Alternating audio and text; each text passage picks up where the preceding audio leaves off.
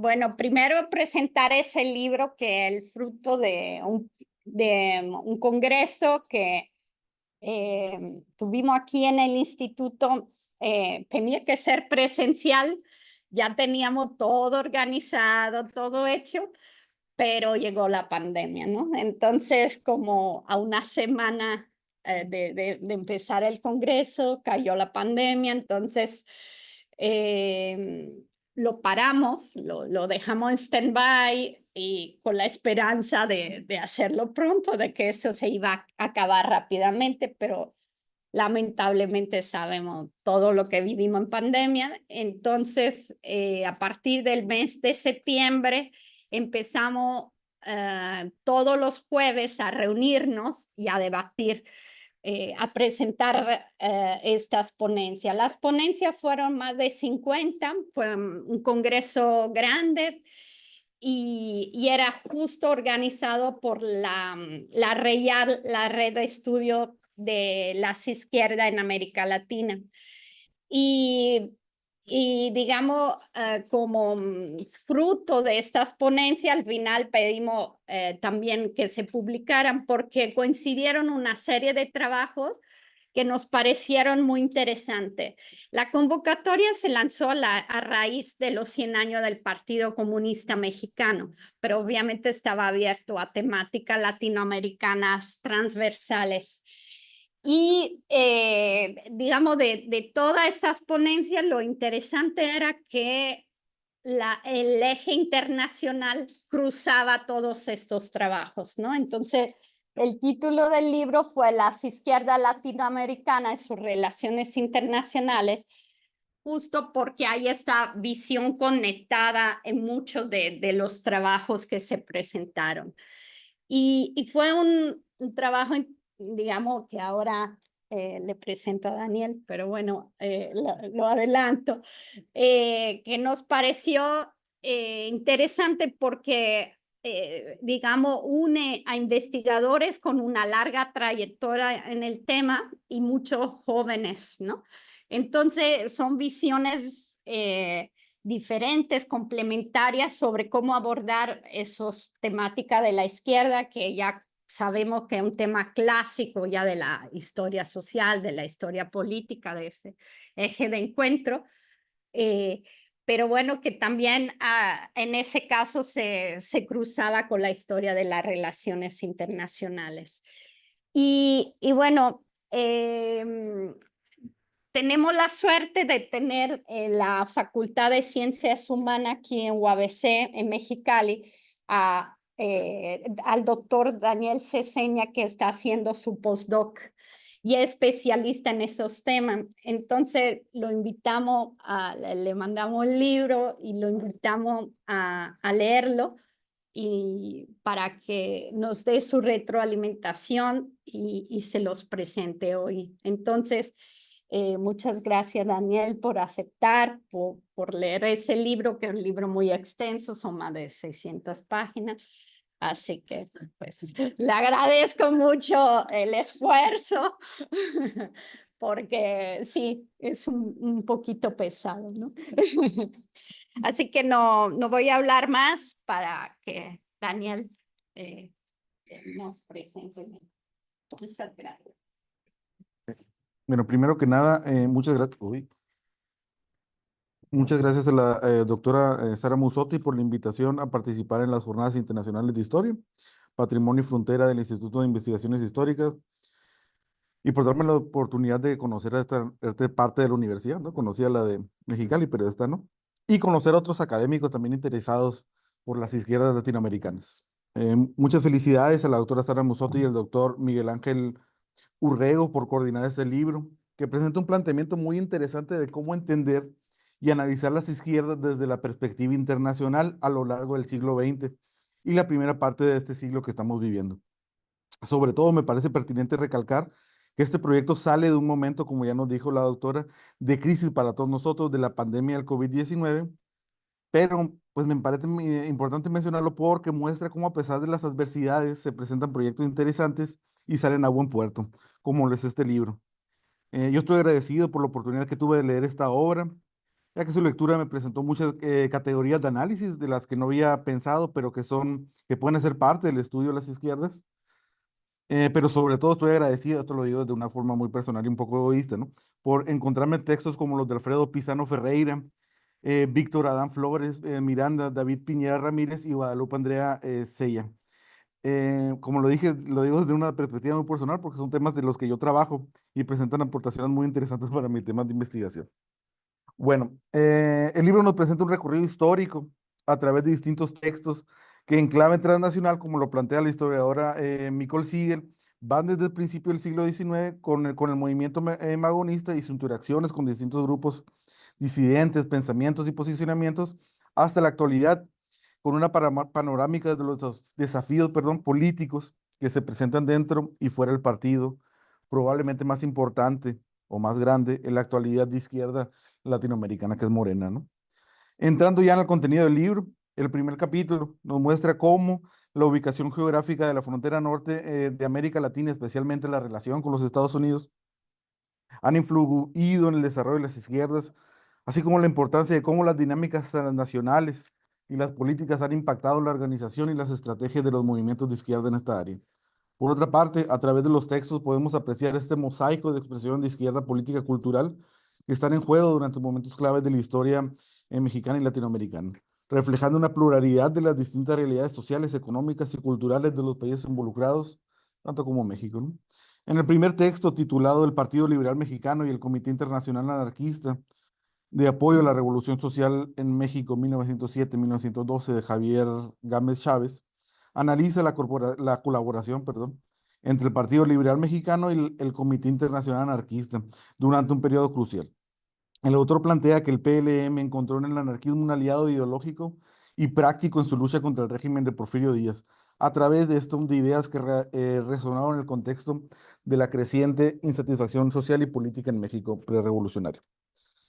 Asimismo, el texto examina el papel del Comité Anarquista Internacional que brindó apoyo logístico y moral a los revolucionarios mexicanos, facilitando la difusión de sus ideas y la organización de movimientos de resistencia. Pero no solo aborda los casos exitosos, sino también aquellos donde hubo tensiones y diferencias entre el anarquismo y otros grupos revolucionarios. También te retoman los desafíos que se enfrentaron en la búsqueda de una revolución social efectiva. Esto muestra la importancia de estas colaboraciones internacionales en la historia del anarquismo en México y su impacto en el desarrollo de la revolución. El texto de Marco Antonio Samaniego López, titulado También la izquierda crea sus santos, el significado del triunfo de la narrativa de Enrique Flores Magón sobre los ideales anarquistas del PLM, continúa explorando el magonismo y la figura de Enrique Flores Magón como símbolo central dentro de la narrativa anarquista del Partido Mexicano. El autor propone que esta construcción simbólica ha sido fundamental para la legitimación de las ideas anarquistas en la memoria colectiva de la izquierda mexicana, transformándolo de un líder político a un mártir de la causa anarquista, lo que ha permitido que perdure en el tiempo y en la conciencia colectiva. También se aborda las tensiones entre la narrativa oficial y interpretaciones alternativas de su vida y obra, así como el impacto de su pensamiento en los movimientos sociales y contemporáneos, sobre todo las nuevas generaciones que luchan por sus derechos y justicia social. Creo que esto es una parte importante también que hacen todos los textos, ¿no? De plantear un problema en el tiempo, pero agarrar sus consecuencias y sus momentos en un presente, jalarlo, ¿no? El tercer texto del primer capítulo, ay, güey, las izquierdas en las disputas ideológicas anarquistas y comunistas forjando el movimiento obrero tamaulipeco del 19 al 30, de Pedro Alonso Pérez, analiza las dinámicas entre anarquistas y comunistas en la construcción del movimiento obrero en Tamaulipas durante la primera mitad del siglo XX, una ciudad que era la perla en la industria petrolera en México y muy industrializada y modernizada para la época, ¿no? Aquí ambos grupos ideológicos compitieron por la influencia y el liderazgo dentro del movimiento obrero petrolero.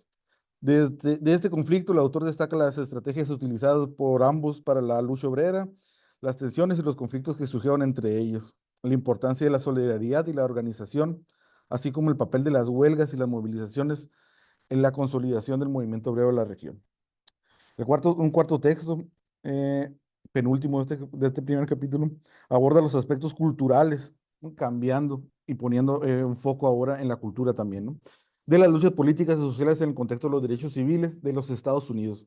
La música como medio de resistencia, organización e identidad. El jazz en Estados Unidos de Oscar Quintana Viana propone entender al jazz surgido de las comunidades afroamericanas a finales del siglo XIX, principios del XX, como vehículo para la articulación de una identidad cultural y la resistencia social, uniendo a las personas y formando solidaridad entre diferentes grupos. Esta cualidad, argumenta el autor, dota al jazz de una capacidad organizativa e identitaria que lo hace relevante en su contexto de las luchas de los derechos civiles. El último texto de este capítulo que lo cierra, el movimiento social de ex-braceros, una propuesta nacida desde la izquierda, aportaciones por su estudio de Abel Astorga Morales, propone desde la historia del tiempo presente examinar el surgimiento y desarrollo del movimiento social de ex-braceros en México, centrándose en su relación con las corrientes de izquierda y su impacto en la lucha por los derechos de los trabajadores migrantes. Es un interesante trabajo que yo no me había pensado, ¿no? Cómo estos movimientos braceros tienen la conexión y cómo nace con el apoyo de ciertos líderes de izquierda. El autor propone que estos grupos de lucha formados por exbraceros, junto con otros grupos de izquierda, como les decía, incurrieron en dinámicas que les permitió, a través de distintas estrategias y enfoques, visibilizar y exponenciar sus demandas. Esto refleja cómo el movimiento, en un contexto más amplio de lucha, es una muestra de las complejidades y desafíos que se dan en las organizaciones obreras. Este primer capítulo nos muestra cómo la ubicación geográfica de la frontera norte de América Latina, especialmente la relacionada con Estados Unidos, ha influido en el desarrollo de las izquierdas, así como la importancia de cómo las dinámicas transnacionales y las políticas han impactado en la organización y las estrategias de los movimientos de izquierda en esta área. Por otra parte, a través de los textos podemos apreciar este mosaico de expresión de izquierda político-cultural, como dijimos al principio, que están en juego durante los momentos claves, reflejando una pluralidad de las distintas realidades sociales, económicas y culturales de los países. El segundo capítulo cuenta con 4 textos.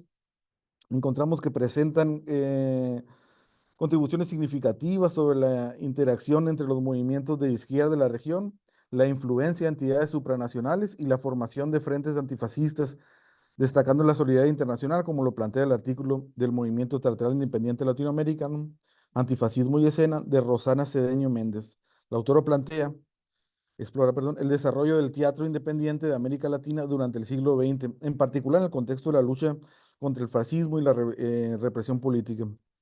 Aquí se presenta a esta forma de teatro como una respuesta a las condiciones sociales, políticas adversas en varios países de la región, donde los regímenes autoritarios y las dictaduras amenazan la libertad de expresión durante la primera parte del siglo XX. En este mismo sentido, Pavel Navarro Valdés, en su texto Movilizaciones Populares en Durango, del Frente Antifascista del Partido Popular, del 42 al 52, se centra en las dinámicas sociales, políticas y económicas que impulsaron movilizaciones en el Estado en el contexto antifascista de la Segunda Guerra Mundial.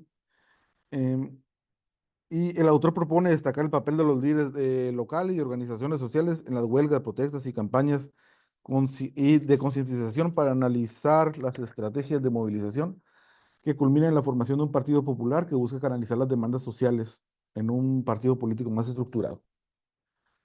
También en este capítulo, en el segundo capítulo, encontramos una aproximación a la movilización antifascista de la época. Se discuten estrategias de organización promovidas por la Internacional Comunista, incluyeron la creación de partidos comunistas y la formación de frentes populares.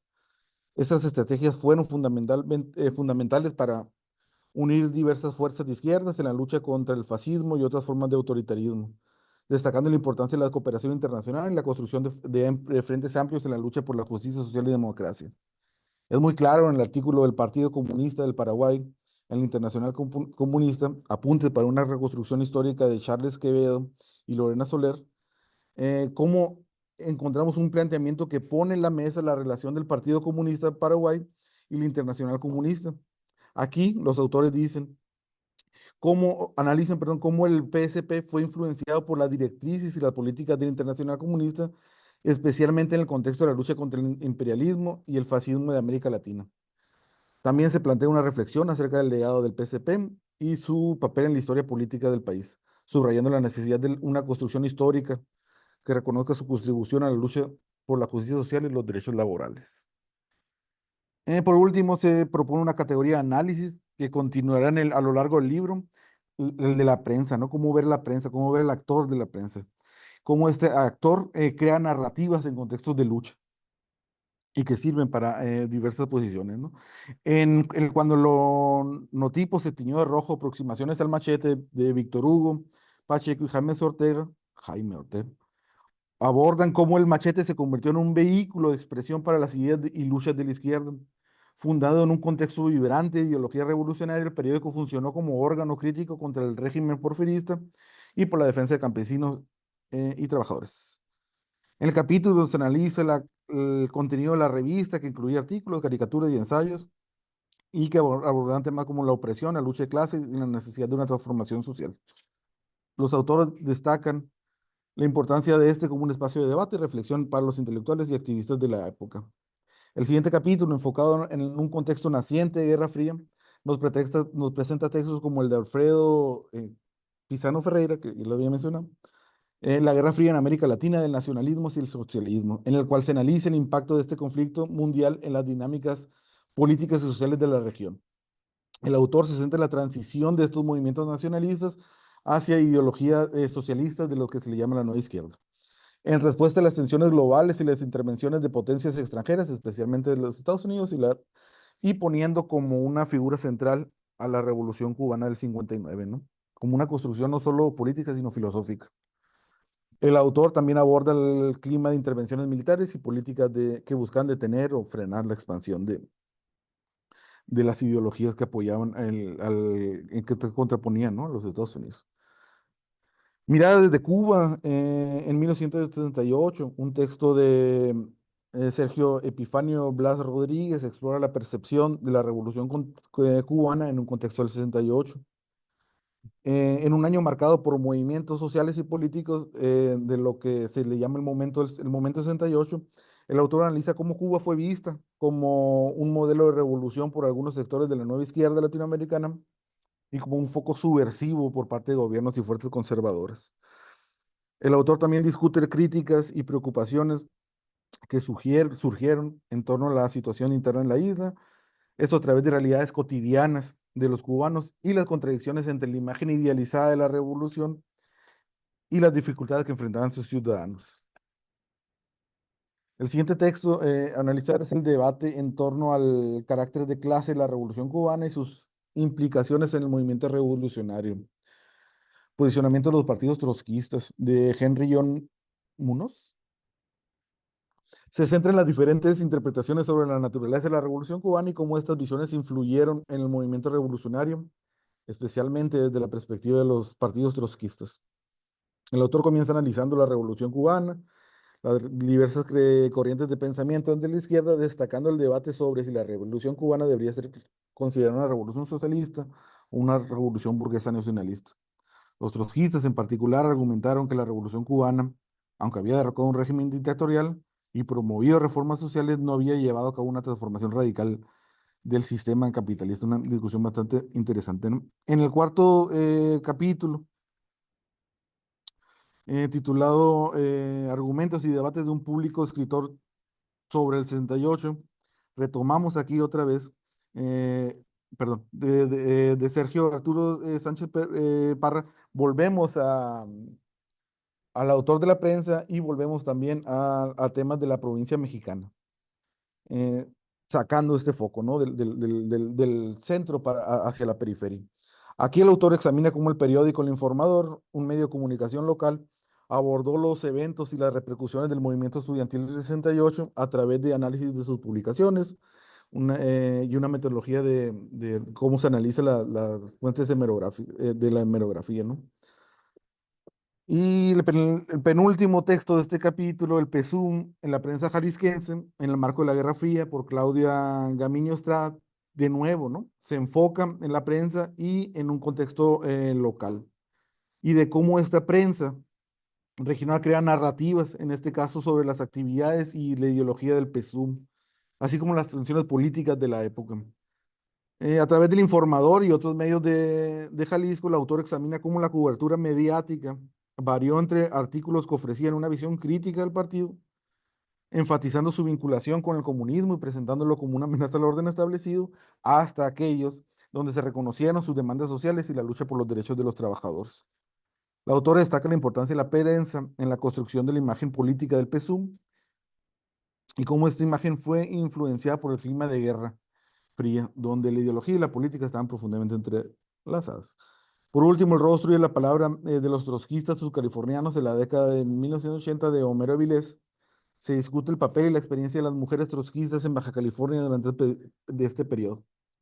A través de un análisis de sus actividades políticas, discursos y la construcción de su identidad, se explora cómo las mujeres contribuyeron a la lucha por la igualdad de género, la justicia social y en un contexto marcado por represión y política y polarización política.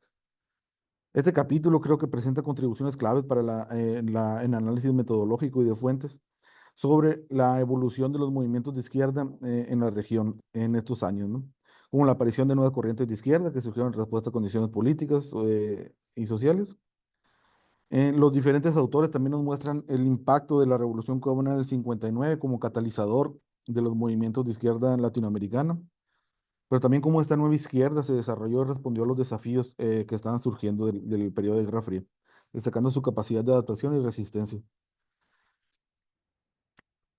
Y el siguiente capítulo, las nuevas izquierdas, los movimientos de liberación nacional y los exilios del sur global, presentan la interacción entre las nuevas corrientes de izquierda surgidas en respuesta a las condiciones políticas, sociales de la época y las experiencias de los exilios, donde muchos activistas de izquierda se vieron obligados a abandonar sus países debido a la represión. El capítulo examina estas experiencias de exilio, cómo estas experiencias de exilio, perdón, contribuyeron a redes transnacionales y solidaridad y activismo. Mm, El siguiente eje central del libro se enfatiza la importancia de las relaciones internacionales y la solidaridad entre movimientos de diferentes países, como textos de Álvaro Villarraga Sarmientos, eh, que analiza el papel del Partido Comunista de Colombia. Otra aportación dentro de estos textos es uno que cambia el foco al de Latinoamérica hacia otra parte del sur global, ¿no? De Jennifer Stephanie Castillo Castillo en su texto Analogías de la izquierda en el caso de Madagascar, Mali y Costa de Marfil. Mm, en el siguiente capítulo, La izquierda y los movimientos estudiantiles analiza cómo la radicalización de los movimientos estudiantiles en la década de los 60 y los 70 estuvo influenciada por eventos internacionales, como ya dijimos, la Revolución Cubana y otros de la Guerra Fría. Esto se llevó a los estudiantes a cuestionar el sistema político y a adoptar posturas más críticas de la izquierda. Estos planteamientos se desarrollan en textos como el de Naila Piz Díez, en el caso de La Plata, o en textos como el de Guadalupe Andrea Sella, La militancia comunista en la universidad durante la dictadura de Argentina del 76 al 83. Por último, se abordan los conflictos universitarios como los presupuestarios y los de gobernanza, que se convirtieron en espacios de lucha y como escuelas para los estudiantes, ¿no? En su politización. Estos conflictos reflejan la tensión más amplia entre la sociedad y la política de la época. Se destacan los textos de Víctor Adán Flores Miranda y David Piña Ramírez, que analizan el conflictos aquí, ¿no? En Baja California, específicamente en Tijuana, y el otro también en la UABC, ¿no? Por último, el último capítulo se compone solamente de dos textos que abordan la problemática de la izquierda en nuestros días. El primero de José René Rivas, El ascenso político y electoral de la izquierda independiente, analiza las diversas manifestaciones de la izquierda en estas décadas, ¿no? Incluyendo su participación en elecciones y formación de nuevos partidos políticos. Rivas menciona cómo a pesar de la representación y la falta de reconocimiento de la izquierda, logró consolidarse y como una alternativa viable a los partidos como el PRI y el PAN, ¿no? Por último, el texto de los desafíos del partido del Movimiento Regeneracional de María Guadalupe Moreno González aborda la importancia de la gestión en la presión política, en la persecución pública, perdón, y la forma en la que el partido maneja estas críticas y cómo debe comunicar sus logros para mantener el apoyo popular en las elecciones del 24, o sea, en las que acaban de pasar, ¿no? En conclusión, este libro rápidamente pone sobre la mesa análisis y cuestiones metodológicas y aporte a las discusiones sobre organizaciones, grupos y movimientos de izquierda, partidista o no partidista en México y Latinoamérica, destacando enfoques cualitativos y que aportan una gran investigación, un aporte, perdón, de la investigación a las izquierdas latinoamericanas. Muchas gracias, Daniel, por leerlo en tan poco tiempo y poder presentarlo algún elemento en tan poco tiempo, así que te agradecemos mucho la lectura. Y, bueno, aquí tenemos algunos de los autores también que participaron, el hecho de haberlo organizado aquí, la ventaja fue justo la posibilidad de contar con estos trabajos desde lo local a lo global, ¿no? Entonces, este ejercicio creo que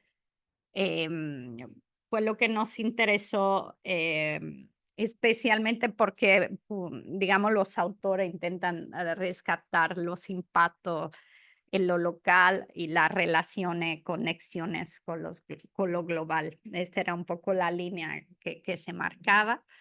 Y bueno, creo que no sé, ya yo creo que estamos sobre el... ¿A qué hora?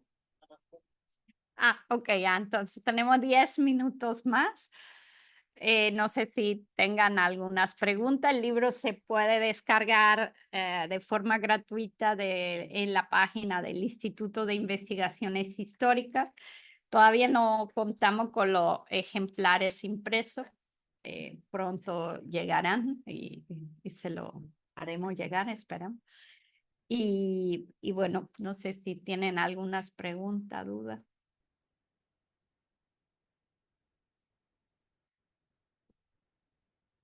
Pues nada más aprovechando la presencia del doctor Ceseña, ¿de qué manera la obra abona a lo que está trabajando? Pues un poco con el pretexto de en qué trabajos se está involucrando, ¿no? Y que nos platique un poco ahí de... ¿Ya?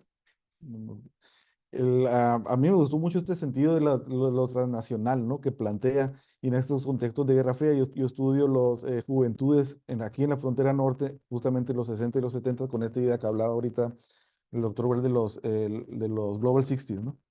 Y cómo desde la cultura también ver a estos movimientos, no solo los políticos, sino también los contraculturales que existieron en esta región, que debe de ser lo que yo planteo, que son distintos a la Ciudad de México, ¿no?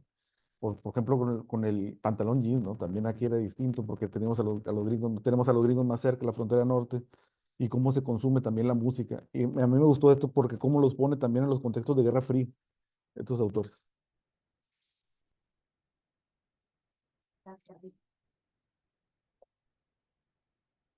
¿Alguien más? Bueno. Algunas cuestiones un poco relacionadas, por ejemplo, que ya una vez que ya teníamos el libro, que nos gustaría un poco resaltar, es, digamos, en esas tendencias historiográficas de ir de lo local a lo global, con ese enfoque transnacional. El tema de la frontera, por ejemplo, nosotros no lo teníamos como eje, ¿no? Porque pensando en una región latinoamericana, no lo planteamos en ningún momento, pero se fue dibujando conforme fuimos recibiendo los textos, ¿no? Entonces, por ejemplo, este eje de la frontera que, digamos, nadie, bueno, en algunos autores sí lo rescatan, pero otros no lo marcaban.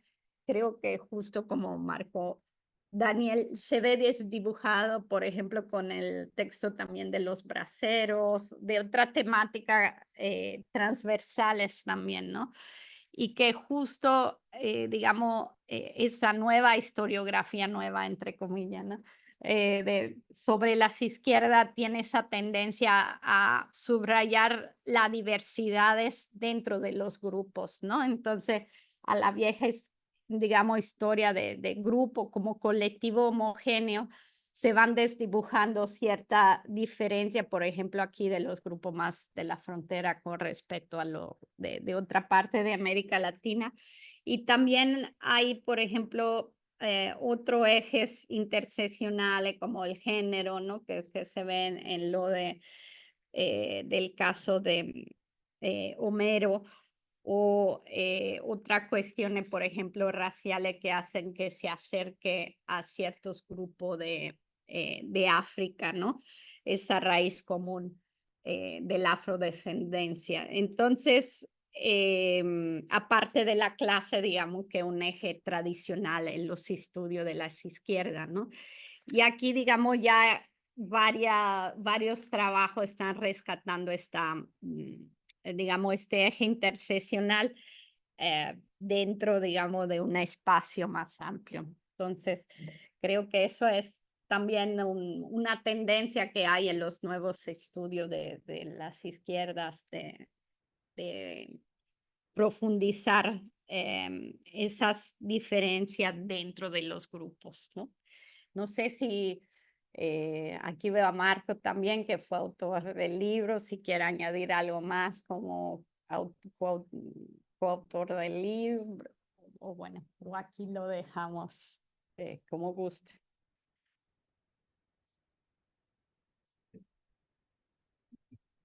Muy bien, pues bueno, aquí los invitamos, lo pueden descargar, es de libre acceso y pues muchas gracias por asistir.